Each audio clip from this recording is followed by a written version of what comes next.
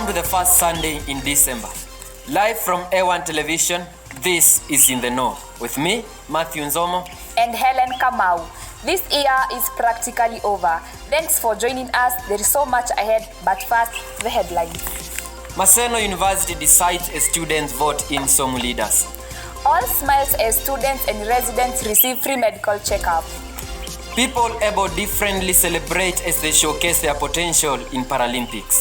MASENO University leadership makes a turnover as students democratically confront the ballot boxes in pursuit of the most preferred candidates who possess the drive and zeal to take the varsity to greatness. All elected leaders were jubilated impressively with no chaos. Esther Waidera provides more details. Today marks the D-Day of MASENO University elections as the delegates who were elected have come here to make sure that their aspirants win this chair. Leadership, which is a critical part in steering it towards being the ultimate academic giant. The elected delegates, who are the representatives of the students in the varsity, are expected to vote. As you can see, the elections are being covered over that side. That's where the voting is going on. And over here, we can see those students who have come out to cheer their aspirants and their delegates so that they can vote for their leaders. Now, these are the elections that are happening in MASENO University. We will keep on updating you on whatever is going on and on those who will win these elections. Stay tuned to Achievers Television for more news.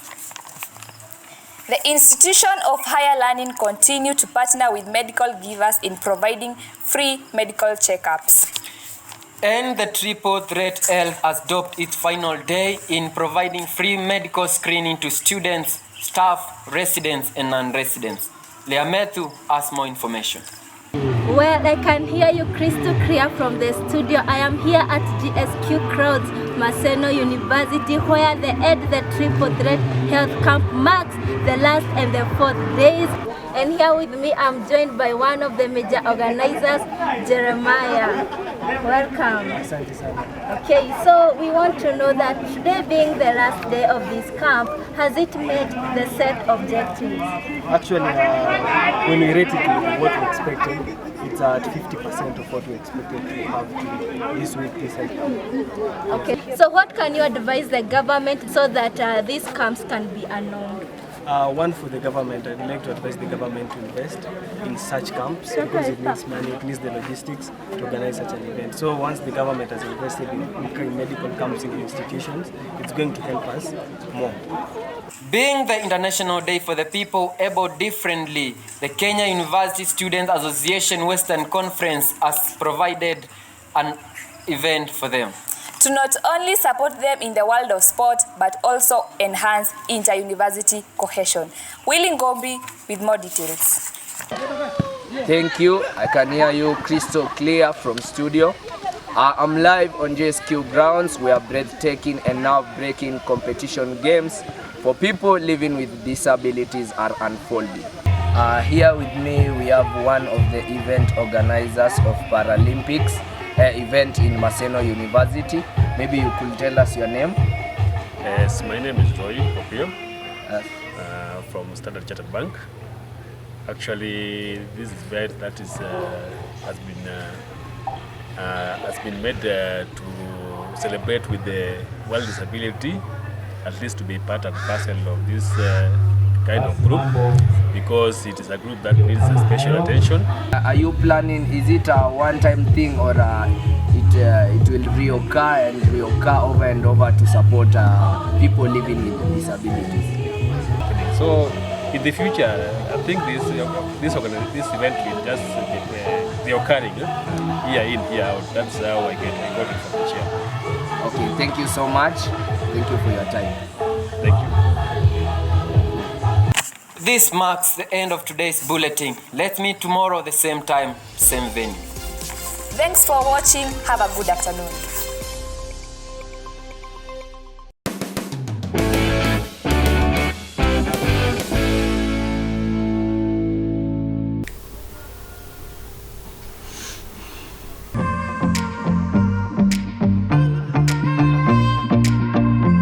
In life, there are two phases. We have the beginning and the end. But between this line, there is much left unsaid. Today, on our Life After show, we have the privilege of one of Kenya's heroes, Mr. Alans Onyango Meitho.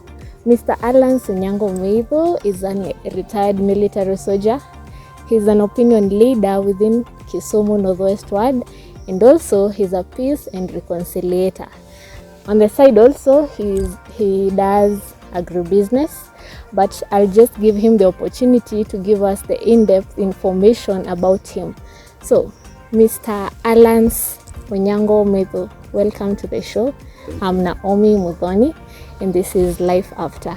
So, could you please give us an in-depth information about you? Thank you. My name, as you have said, is Alan Onyango Meitho. Yes.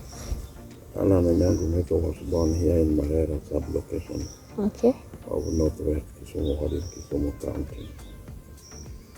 Some very many years back, that was 1956. Okay.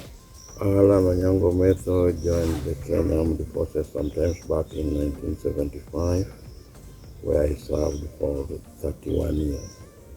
Okay. Then I retired in 2005. Yeah. After my retirement, I now joined the farming.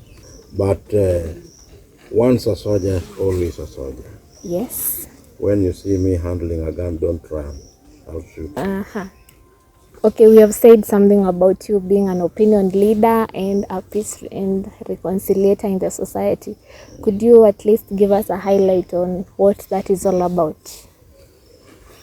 Now, opinion leader in a place like this one of ours, Yes. is just an opinion leader is a guider. Okay. We tell the youth like you Okay. the best way to follow, and other rogue elders who does not know how to live peacefully in the community. Okay. So that's what that's the best thing in opinion leader. You're a military retired soldier, yes? And in military, there are definitely some achievements that you've made there. And we would want to have a highlight of those little achievements you made. We can see here you have been awarded medals, and we are very proud of you, first of all, for protecting our country and protecting us. So tell us a little bit about these medals. About these medals, I'll just talk about two. Yes. The first and the last one. Okay. The first one here is a long service good conduct medal. Okay. Long service good conduct in this case means that I served for 15 years without any indiscipline case. That's when you are awarded this medal. Okay. And on top of getting this medal, you get 3 months extra pay on top of your normal pay. Okay. This one is a United Nations medal for peacekeeping. I happened to be in Namibia in 1989 to 1990 for a peacekeeping. Going away from that topic, would like to know the challenges you have during the military time and even the life after retirement, because it's definitely not the same. We can see the salary may be decreased. Yeah, so are you guys given pension to start that? Salary is not increased or decreased, but salary was cut. So when we are concluding the show, I would like you to tell the viewers out there some advice, maybe if they should join the military or anything you want to tell them. Joining the military is not compulsory, but if you feel you need to provide security to your own country, then that's the best place. Okay, thank you guys for tuning in to our Life After show. This has been our guest, Mr. Alans Onyango Meitho, and if you have any comments, you can comment on our handle down on the screen. Thank you.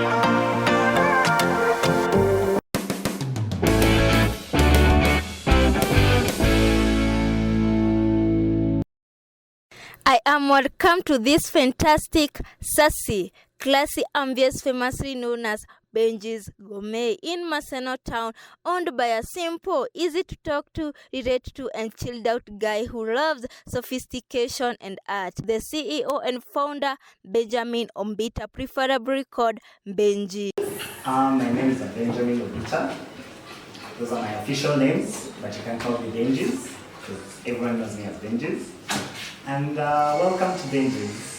The transition from a professional application developer to a successful cuisine hotel owner. The journey from a mere idea ignited by a circumstance of dire need for a classy and worthy place to eat to the most luxurious and elegant hotel in the town. He believes in people's love for ambience, which has seen students run away from Maseno community in pursuit of something exquisite, especially to Kisumu, as it is human nature to enjoy something fascinating once in a while. And then think about this students run away from Maseno community to look for something good.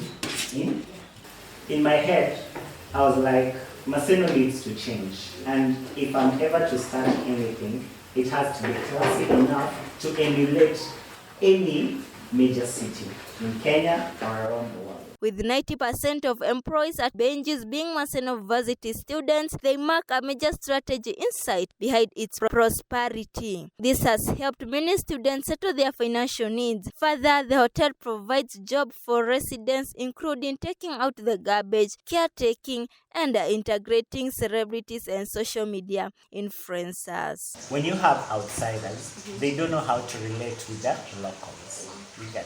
They don't know how to market Benji's out to the locals. So you find the traffic that comes in is less. But I found out working with comrades is easier because if, for example, you're here, your friend wants to come here, say hi, she'll have a soda. It's part of the marketing strategy.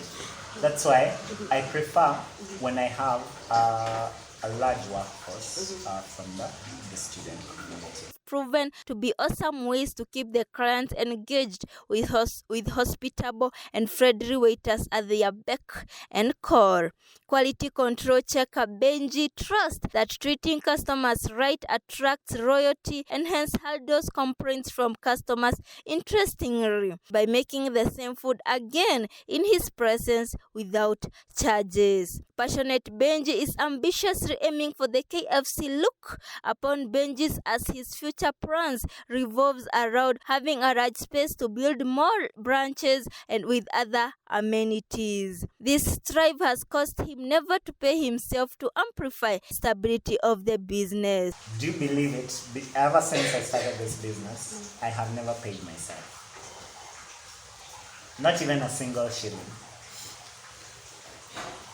I pay everyone else, but for me, I have never paid myself. Simply because I'm trying to build the stability of the business. Yes. Impressively, Benji offers worldwide cuisines, including Mexican, American, and Indian style dishes. This automatically has made it the most outstanding amidst the hotels in Maseno. Within a very short span of time, as the boss claims that he is not in a competition with other hotels. Moreover, he insists that consistency, presentation, and uniqueness are the key, as it is a risk-taking and profitable venture to dive into. With over 22.5 thousand hotels in the country, the government is urged to promote centralized licenses to entrepreneurs in efforts of igniting more investments, as investors are the inspirations behind businesses. Medulea Ewana Television.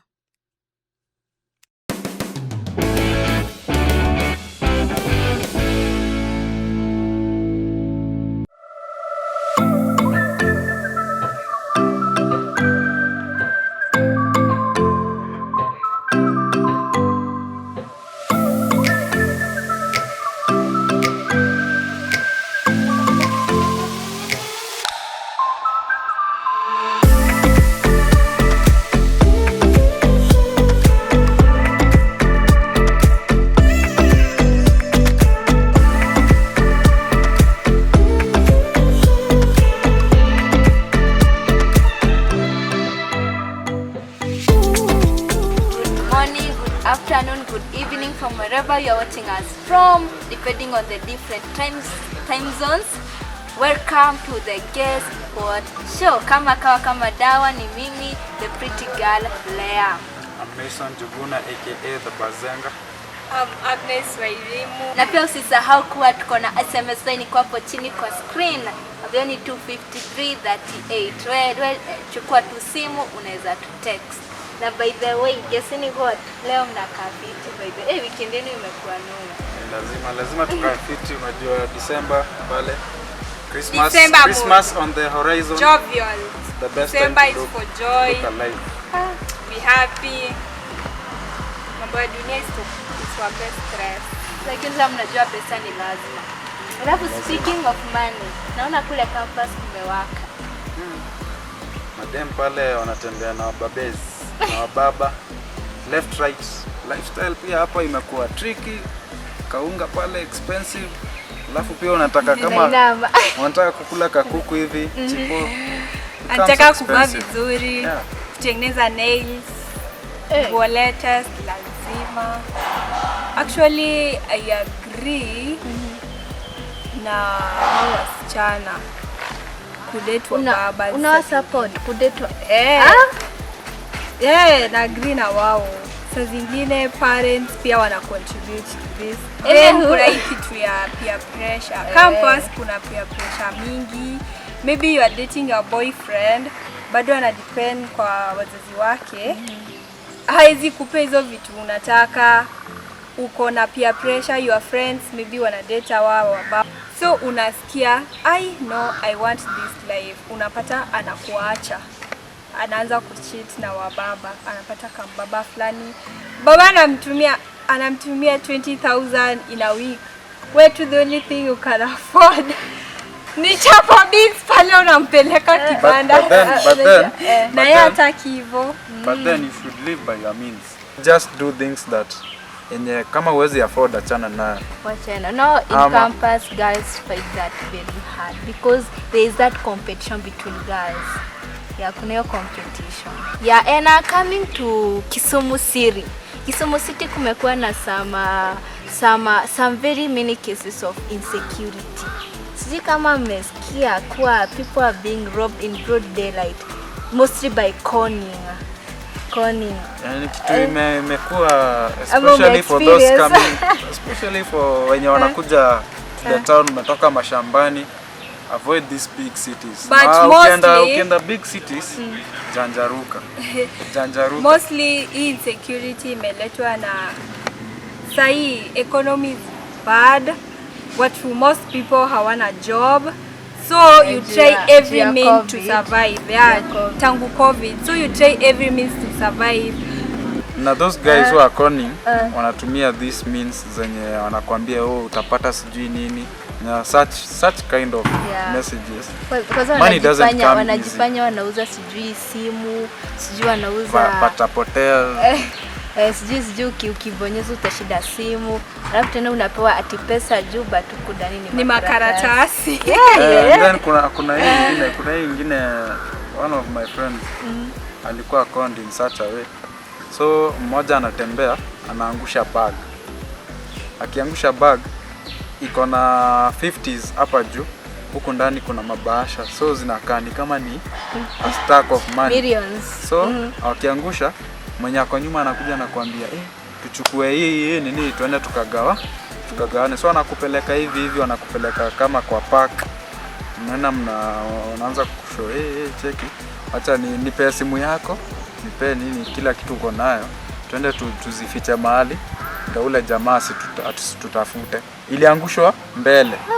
Mwenye alikuwa mbele anaangusha, wako pamoja. Mwenye ako nyuma yako anakwambia tuchukue tuhepe na. So the guy mwenye alichukua vitu zako ati ndio msipatikane, akienda wewe unabaki na ile bag. So ukifungua unapata ni 50 bob mbili na bahasha umejaliwa. Alafu mabahasha ni za brown, so they look like thousands. Sisi kama wana achievers vitu atakuwa wish a merry Christmas na happy new year, a prosperous new year. New year inakuja mapema ndo best. Na heri tuambia tu mapema watu wajitayarishe ndio wakikula fiti deck wakumbuke next year wakumbuke kusave kiasi.